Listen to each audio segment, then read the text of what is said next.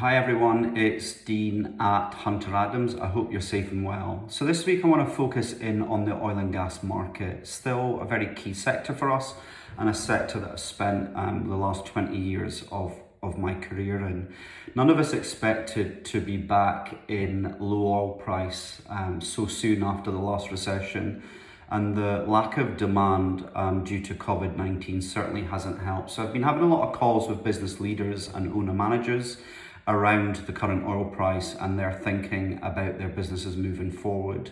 So what I wanted to do today was to share some practical do's and don'ts that may help you in your day-to-day business. So let's start with the do's, and I'll always start with communication. We need to communicate the good news and the bad news. There's no point in only showing upside and then having to have a bolt out the blue conversation that we're in trouble.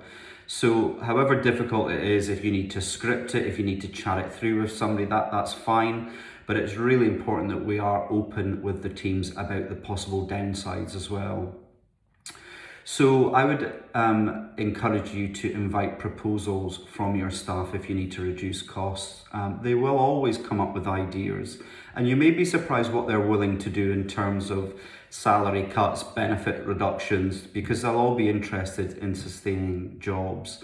Before you do that, obviously you need to demonstrate that you have looked at government schemes, you have looked at your cost base, whether it's offices, indirect costs, travel, and everything else.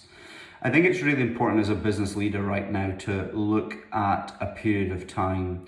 So I'm picking up my phone every morning and looking at the oil price, but really you need to look at that oil price over a period. Over the last, 2 weeks, it's gone up 50%.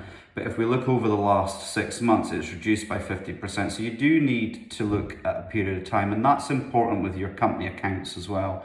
We can all have a bad few months, but is it going to get better?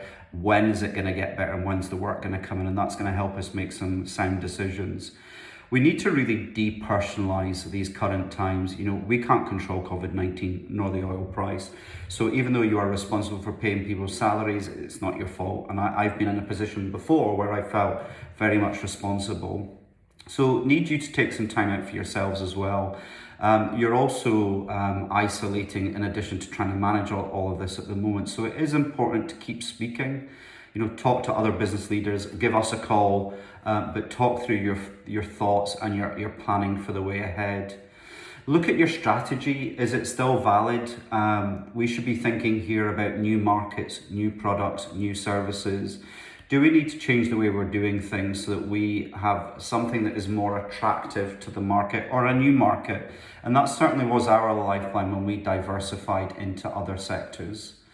Outsource non-core activities. Are there activities that you're doing that could be done on an ad hoc basis, 2 days a month, 3 days a month, is something certainly worth looking at as well. Ultimately, a big do from me is support your managers and help them to step up.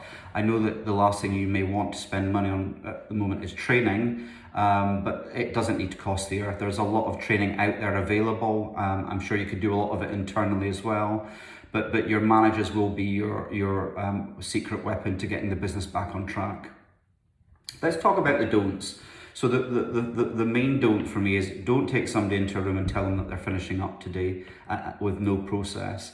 Many of the times I speak to clients about this, their response, which I understand, is I don't want it to be all legalistic. I want to be nice to them. So I've taken them into a room, I've been really kind, but it's actually backfired. And your staff aren't going to thank you for that because it's a very emotive process if you reach redundancy.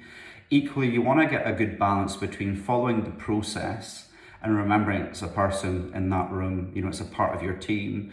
And that's not always easy to get that balance. So talk to us about it, talk to other business leaders about it who have managed the process before. Try not to treat your management different to staff. I think the first thing I'll do if I look at cost reduction is I'll look at my own package or the package of my management team, and we will communicate to the staff what we're doing. It just does open up the ability to start conversations about other forms of cost reduction, but management should not be sheltered from any changes. Let's not forget about engagement. You know, as I've already said, when we fear the future, we tend to close down and not talk about what's wrong and what's going on. By engagement, I mean the things that frustrate your team, and they're often not the big cost ticket items. It's normally about communication, flexibility.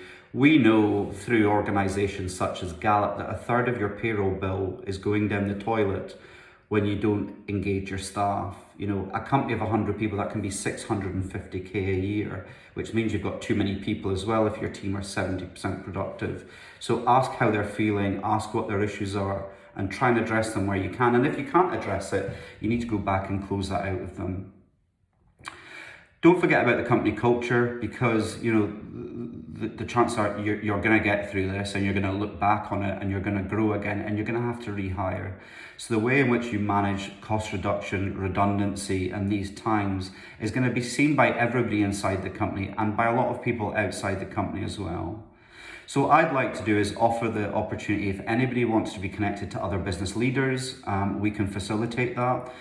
If you want to have a chat about your own business situation at the moment, free of charge of course, then please drop me a line at Hunter Adams. Have a good week.